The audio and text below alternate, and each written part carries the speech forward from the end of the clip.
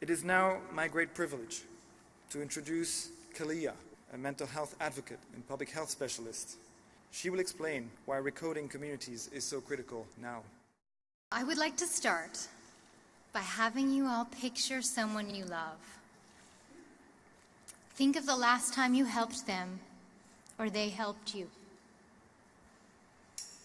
Wonderful image, isn't it?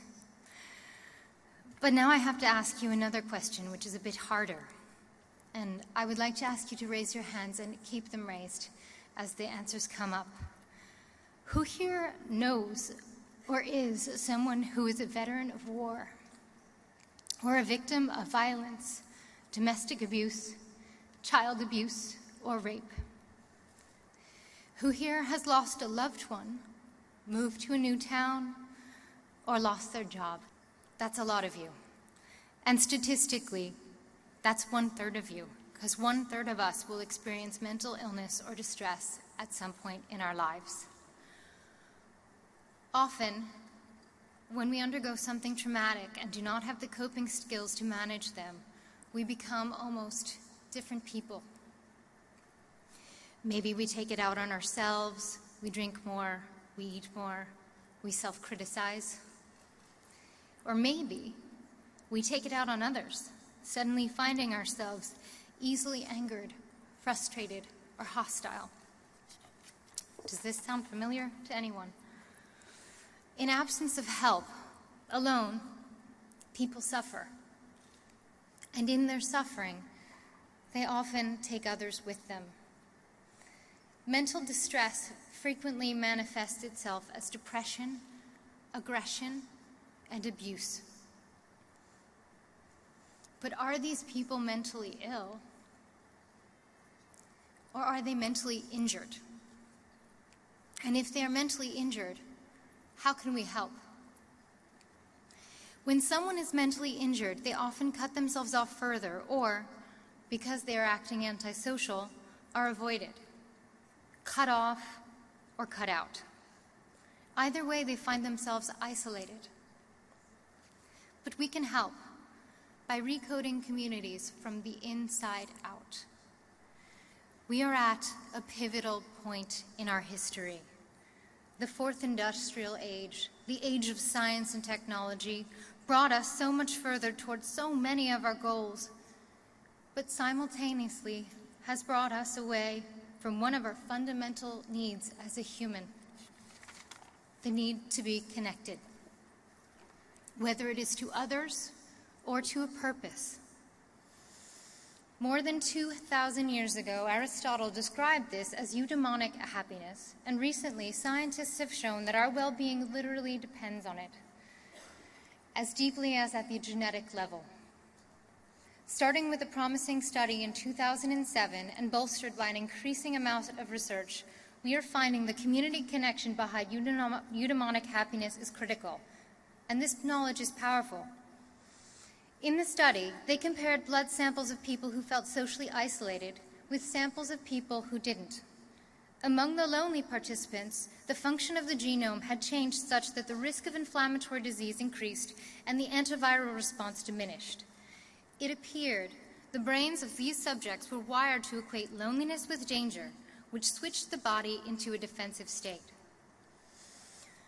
Although inflammation is necessary for healing on the short term, over the long term, inflammation promotes the growth of cancer cells and the development of plaque in the arteries, leading to the disabling of brain cells and raising the risk of neurodegenerative disease.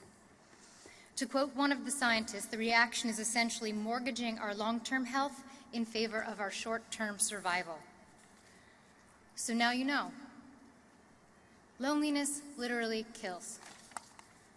Recently, we've seen devastating waves of mass shootings and grand-scale acts of violence. Many anti-terrorism measures have been proposed, but how can you fight what could be anyone, anywhere, anytime? Most of the perpetrators of these acts have been dubbed lone wolf terrorists because they acted alone and often were only remotely affiliated with a larger social action group, if at all.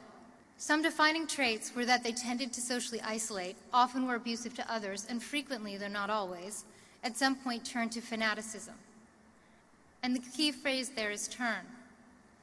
But the important characteristic of these terrorists is not whether or not they are Muslim. I am also Muslim. Am I a terrorist? A potential terrorist? No. No. And are these social outcasts mentally ill? Or are they, in fact, simply mentally injured and unable to get help? These people were not born lone wolves. They became lone wolves through mental injury, social exclusion, and isolation.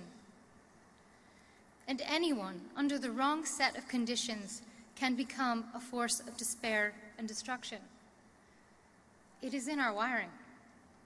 But we cannot fight everyone everywhere all the time.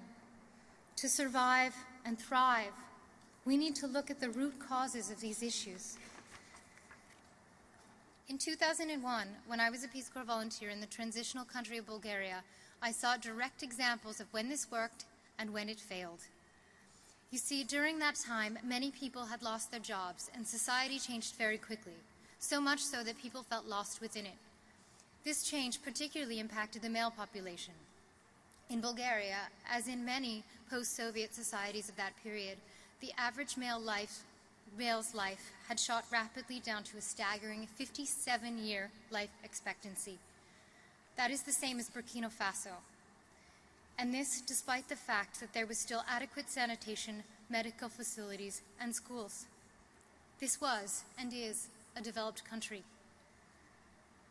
The people there, especially the men, were lost and lonely before they had been part of something bigger, communism. Love it or hate it, it united them. But suddenly, that uniting force was gone, and they knew not where they stood or what they stood for. As a Peace Corps worker, I was also subjected to a lot of difficult situations. Far from home, linguistically isolated, struggling to do a job for which I had little training. It was hard. And when I became sick with a multi-drug-resistant lung infection and was told that it was terminal, there were times I didn't think I could make it. But I did.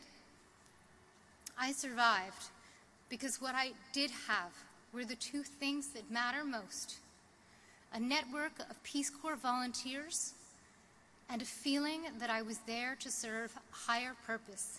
Community connection saved me. So how can science and technology help us take this concept and make it stronger? Because lately, public places are increasingly being used as scenes of mass destruction instead of being used for what they should be used for, as catalysts for community and cohesion.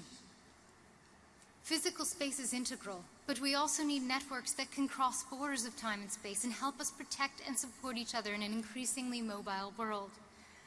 So we recently became involved in a project called Guardian Circle.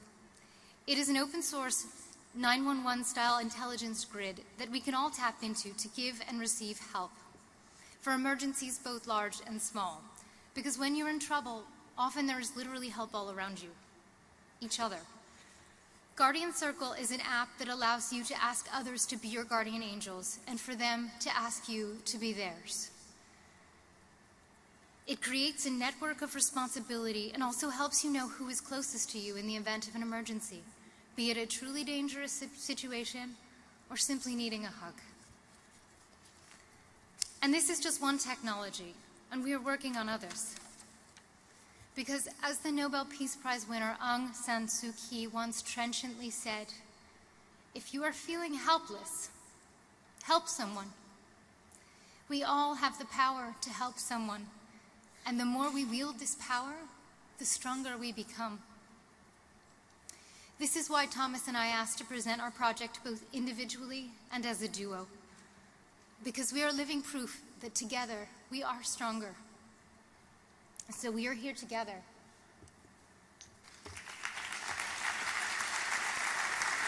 Today, to ask you all to be each other's guardian angels, starting today. Because it does not take much, but it does take you. Because the opposite of community is calamity. We can fix this. Let's do it.